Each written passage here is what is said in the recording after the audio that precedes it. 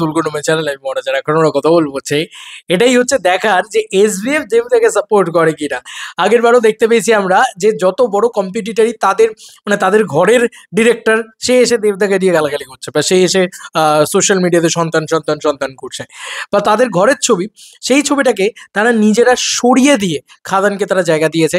তাদের ঘরের ছবির বক্স অফিস কালেকশন তারা বলেনি, খাদান কত টাকা কালেকশন করেছে এসভিএফ সিনেমাস থেকে সেটা তারা বলেছে।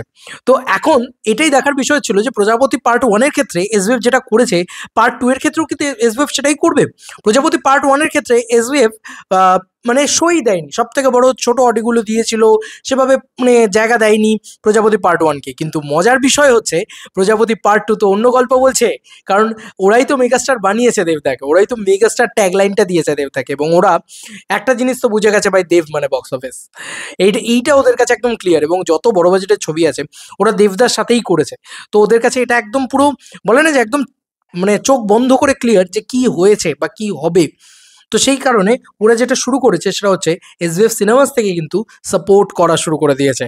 ইয়েস, প্রজাপতি 2-কে কিন্তু ওরা এসভিএফ সিনেমাস থেকে হিউজভাবে সাপোর্ট করা শুরু করে দিয়েছে। লিখেছে some bonds only glow stronger with time, their story touched heart in 2022, in 2025 it's ready to melt them all over again. Watch প্রজাপতি 2 at your nearby SVF cinemas this Christmas. বুঝতে পেরেছো? SVF cinemas এখন থেকে হল খুলে দিচ্ছে এবং তারা বলছে তাদের সিনেমা হলে এই সিনেমাটা আসবে। ওরা জানে ব্যবসা করতে, আর কিচ্ছু না, ওরা জানে ব্যবসা করতে ভাই। SVF জানে ব্যবসা করতে। ওরা জানে যে যত না বাদবাকি সিনেমাগুলো নিয়ে জানা হাইপ আছে, সব থেকে বেশি হাইপ প্রজাপতি 2 নিয়ে আছে। প্রজাপতি এক তো ফ্র্যাঞ্চাইজি মুভি, তো ওরা কি করছে পাবলিককে বলছে ভাই আমার সিনেমা হলে লেগেছে সিনেমাটা, তোমরা দেখবে এসো। এই ব্যাপারটা ওরা পাবলিককে কিন্তু স্পেশালি বলছে। যখন দেখো পাবলিক কিন্তু এটা বুঝে যাবে যে ভাই যদি তোমার হলে না থাকে পাশে কোনো হলে চলে যাবো ভাই, ট্রাভেল করে চলে যাবো চলো, কিন্তু সিনেমাটা তো দেখবো। এইটা কিন্তু পাবলিকের ভিতরে একটা বড় করে রয়েছে প্রজাপতি 2-এর ক্ষেত্রে। এটা কিন্তু এসভিএফ নিজেই বুঝিয়ে দিচ্ছে। আগের বারও খাদানকে তারা সাপোর্ট করেছিল, তারা কিন্তু খাদানকে হিউজভাবে সাপোর্ট করেছিল। কেন করেছিল?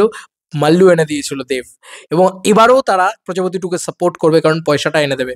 তাদের নিজেদের ছবিকে তারা অত জায়গা দেবে না যত না প্রজাপতি 2-কে দেবে। কেন বলো তো? ওই যে পয়সা পয়সা ভাই, এই মানুষটা বক্স অফিস এনে দিতে পারে, আবারও প্রমাণিত। আর বারবার এই কথাটা বলছি, যারা যদি কেউ এসে বলে দেব তো ফেক বক্স অফিস কালেকশন দেয়, ভাই দেব না হয় ফেক বক্স অফিস কালেকশন দেয়, দেব লোকটা খুব খারাপ আমি মেনে নিলাম, কিন্তু এসভিএফ ফেক বক্স অফিস দেয়, Bengal talkies fake box office দেয়, দেবকে নিয়েই দেয়, সুরিন্দর ফিল্মস দেয়, তারপরে বাদ বাকি সব প্রোডাকশন মানে যতগুলো প্রোডাকশন, রানা সরকার দেয়, সবাই দেয় শুধু, তাই তো? মানে আমি জিজ্ঞেস করতে চাই শুধু এটা, যে তারা কেন দেবকে নিয়ে শুধু দেয়? ওমা তারা যত বড় বাজেটের ছবি হয় শুধু দেবকে নিয়েই কেন মানে? না, আমার জিজ্ঞাসা, এটা জাস্ট মানে বললাম আর কি। আচ্ছা, আর একটা যে জিনিস যেটা আমি দেখতে পেয়েছি সোশ্যাল মিডিয়াতে, সেটা আমার খুব মানে বলার ইচ্ছা আছে, যে দেবকে নিয়ে যখন দেয় তাহলে তো খুব ভালো বিষয়, তবে তাহলে দেবের তো কিছু একটা ক্রেডিট আছে, অন্য কাউকে নিয়ে না দিয়ে শুধু দেবকে নিয়েই দেয়। ফেক বক্স অফিসের কথা বলছি। তবে একটা জিনিস আমি যেটা বলছি, তুই আমার আলো তুই সবচেয়ে ভালো, অলরেডি এটা কি কোনো গানের লাইন? এটা কি কোনো গানের লাইন দেবদা দিচ্ছে? তুই আমার আলো তুই সবচেয়ে ভালো।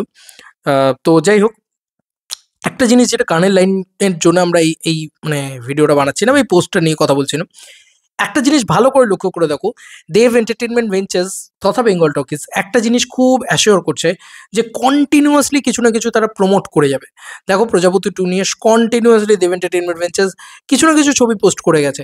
ঠিক আছে, চলো রোজ কিছু না কিছু একটা পোস্টার, রোজ কিছু না কিছু একটা লুক, রোজ বিটিএস নালে কিছু, দেখো তোমরা ভালো করে লক্ষ্য করে দেখো কন্টিনিউয়াসলি এটা করে গেছে। তো মানে হ্যাটস অফ টিমটাকে, এই টিমটাকে যারা কন্টিনিউয়াসলি মানুষের মনে ওই হ্যামারটা করে যাচ্ছে যে বস প্রজাপতি 2 আসছে, প্রজাপতি 2 আসছে।